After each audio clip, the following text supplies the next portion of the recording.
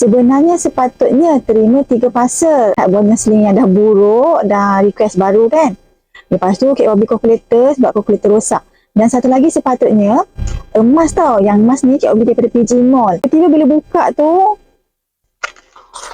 ada 2 parcel ni. Okey. Bagi yang belum biasa tengok, kalau parcel ni parcel daripada public go tau. So kira macam KOB beli emas 1.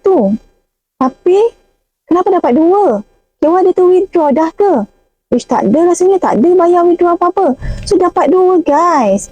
So bila kita ambil emas daripada account Gap ataupun kita collect physical order purchase, memang kita akan terima macam ni lah rupa dia. Tapi bukanlah macam ni.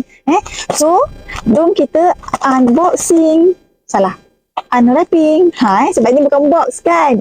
Ni adalah envelope plastik. Enveloping. Unplastiking. Okey, so jom. Okey, nampak ni.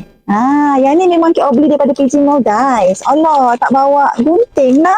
Okay, tak apa. So kita koyak je lah kan. Tapi make sure kena rakam Ini parcel bernilai. Make sure rakam tau.